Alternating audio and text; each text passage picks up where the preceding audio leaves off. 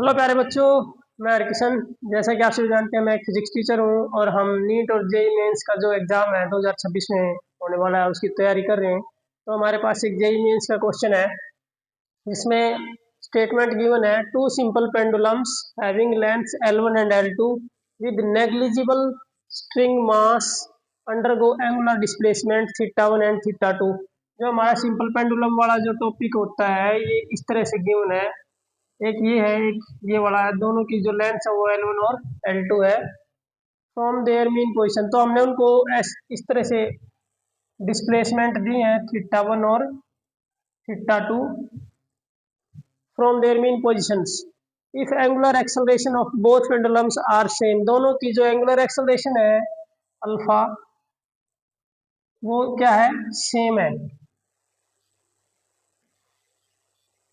Are same, then which expression is correct. हमने इन चार ऑप्शंस में से कोई करेक्ट ऑप्शन बताना है। देखो, एंगुलर जो फ्रीक्वेंसी होती है, टाइम पीरियड का फॉर्मूला होता है 2πL/g, ये होता है टाइम पीरियड का फॉर्मूला। अब अगर हम इसको इस तरफ लेके जाएं और t को इस तरफ लेके जाएं तो 2π/t इक्वल टू हो जाएगा √g/L। ये होती है एंगुलर फ्रीक्वेंसी ओमेगा, √g/L। अब जो आपकी एंगुलर फ्रीक्वेंसी और जो एंगुलर एक्सेलरेशन है उनमें रिलेशन क्या होता है। जो एंगुलर एक्सेलरेशन होती है उसका फॉर्मूला होता है -ω² थीटा। तो पहले वाले के लिए अल्फा थीटा 1 हो जाएगी, ω1 हो जाएगी। अब ये दोनों की वैल्यू सेम दे रखी है तो इक्वल हो जाएगा -ω² थीटा 2।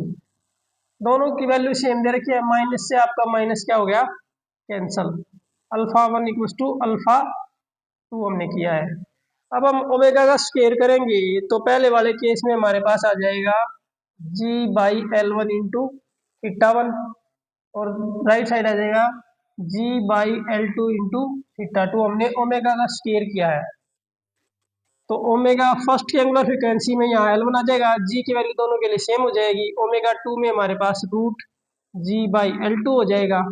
दोनों की वैल्यू हमने पुट कर दी। एक्सेलरेशन ड्यू टू ग्रेविटी की वैल्यू दोनों साइड से कैंसिल हो जाएगी तो यहाँ से हमारे पास आ जाएगा theta 1 L2 equals to theta 2 L1।